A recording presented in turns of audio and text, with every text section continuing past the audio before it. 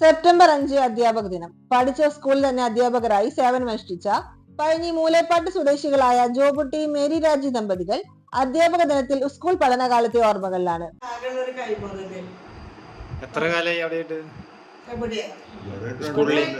സ്കൂളില്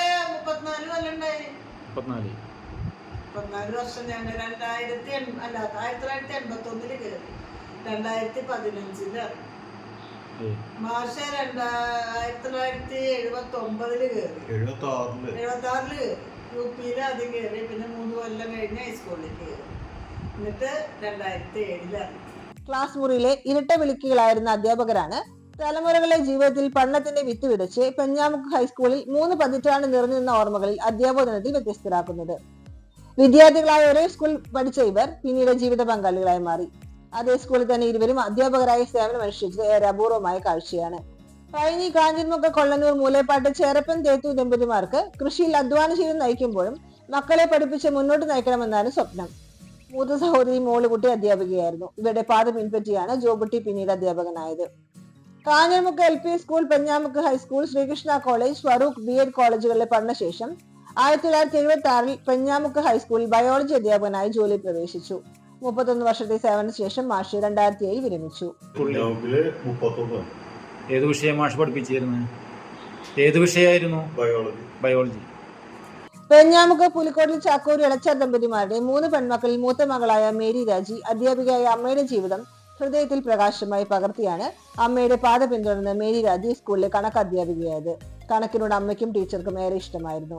കടിക്കാട് UP സ്കൂളിൽ പ്രധാന അധ്യാപികയായാണ് മാതാവ് എളച്ചാർ വിരമിച്ചത്. ഇപ്പോൾ വിശ്രമ ജീവിതത്തിൽ പെഞ്ഞാമുക്കിലാണ് താമസം.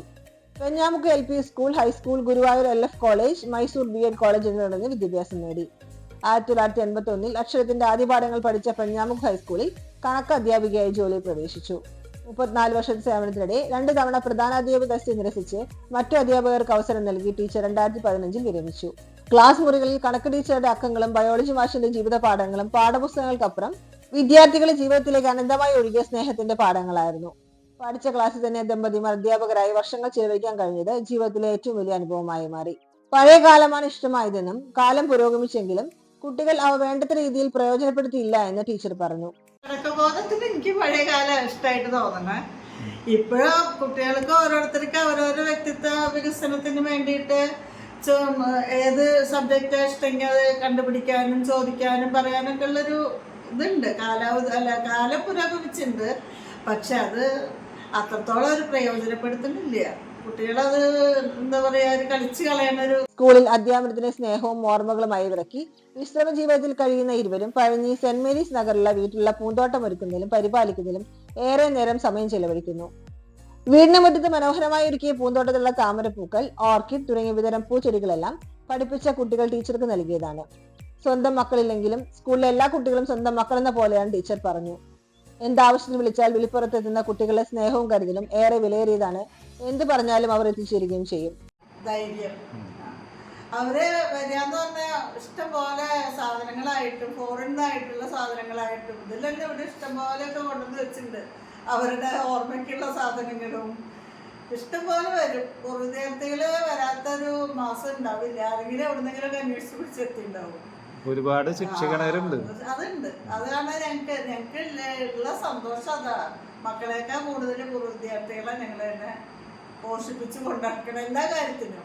ഇനിയിപ്പോൾ പിള്ളേരില്ല എന്ന് പറഞ്ഞിട്ട് എല്ലാ സാധനങ്ങളും എത്തിക്കണതും ഒക്കെ അവരെ വിളിച്ച് പറഞ്ഞാൽ മതി, എല്ലാം എത്തിച്ചേരുള്ളൂ. ഒരു കാര്യത്തിന് ഇവിടുന്ന് ഇറങ്ങണ്ട. വലിയ സന്തോഷമല്ല. അവരെ പറയാനാണ് 100 നാവ് എന്ന് പറയില്ലേ. ആരോഗ്യകരമായ പ്രതിസന്ധികളിലും വീട്ടിലെത്തുന്ന ഡോക്ടർമാർ പോലും പഠിപ്പിച്ച വിദ്യാർത്ഥികളാണെന്നും ടീച്ചർ പറഞ്ഞു.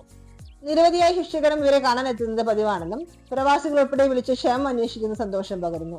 അധ്യാപക ദിനവും തിരുവോണവും ഒരേ ദിവസമായ സന്തോഷ ദിനത്തിൽ 34 വർഷം പഠിപ്പിച്ച കുട്ടികൾക്ക് ടീച്ചർ ഓണാശംസയും നേർന്നു. സ്കൂളിലെ 34 വർഷം പഠിപ്പിച്ച എല്ലാ മക്കൾക്കും ഞങ്ങളുടെ വക ഓണാശംസകൾ.